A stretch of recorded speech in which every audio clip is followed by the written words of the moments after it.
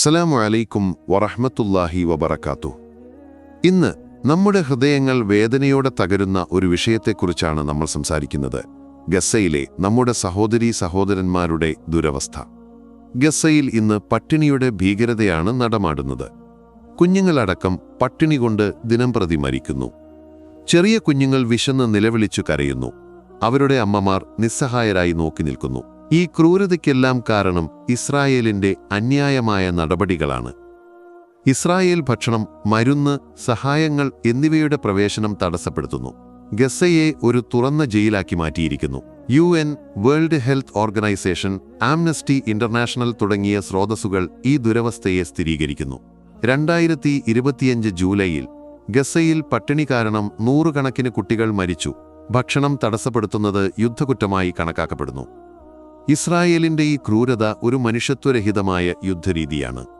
അവർ ഭക്ഷണം യുദ്ധായുധമാക്കി മാറ്റിയിരിക്കുന്നു.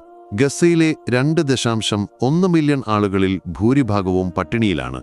കുട്ടികൾക്ക് പോഷകാഹാരക്കുറവ് കാരണം ശാശ്വതമായ ആരോഗ്യ പ്രശ്നങ്ങൾ ഉണ്ടാകുന്നു. UN secretary general Antonio Guterres പറഞ്ഞതുപോലെ, ഗസയിൽ ഭക്ഷണം തീരുന്നു, അത് തേടുന്നവർ വെടിയേറ്റ് മരിക്കുന്നു.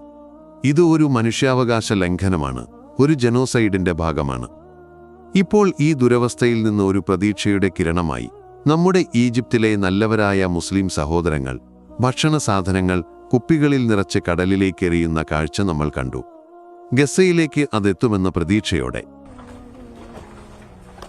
اللهم احمل عنا هذا إلى غزة. سامحونا يا إخواننا.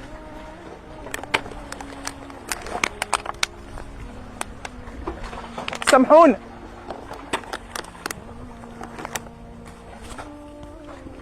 مفيش في مقدرتنا حاجة نعملها لكم. الإزازة دي ممكن تبقى سبب نجاتك يوم القيامة.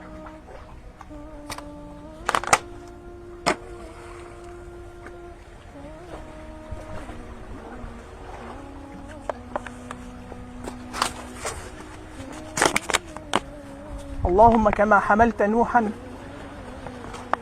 في البحر في موج كالطود العظيم احمل عنا هذا إلى غزة.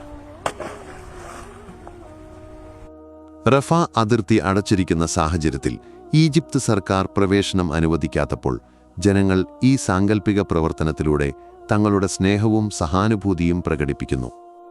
ഇത് ഒരു പ്രതീകാത്മക പ്രതിഷേധമാണ്, മുസ്ലിം ഉമ്മയുടെ ഐക്യത്തിന്റെ പ്രതിഫലനമാണ്.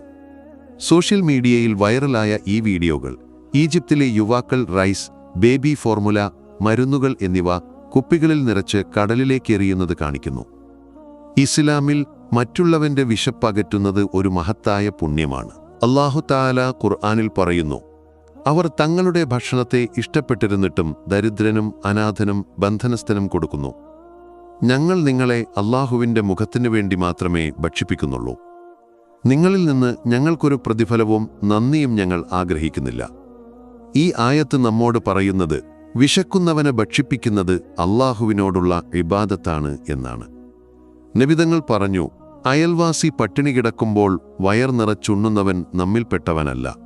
ഇസ്ലാം നമ്മോട് ഉപദേശിക്കുന്നത് സകാത്ത്, സദഖ, ഫിത്ര എന്നിവയിലൂടെ ദരിദ്രരെ സഹായിക്കാനാണ്. ഗസയിലെ നമ്മുടെ സഹോദരങ്ങൾ വിശക്കുമ്പോൾ നമ്മുടെ ഉത്തരവാദിത്തം അവരെ സഹായിക്കുകയാണ്. ഈജിപ്തിലെ സഹോദരങ്ങളുടെ പ്രവൃത്തി ഈ ഇസ്ലാമിക മൂല്യത്തിന്റെ പ്രതിഫലനമാണ്. അവർക്ക് കരയിലൂടെ സഹായിക്കാൻ കഴിയുന്നില്ലെങ്കിലും കടലിലൂടെ പ്രതീക്ഷയോടെ ശ്രമിക്കുന്നു. പ്രിയ സഹോദരന്മാരെ, ഈ ക്രൂരതയ്ക്കെതിരെ നമ്മൾ ശബ്ദമുയർത്തണം.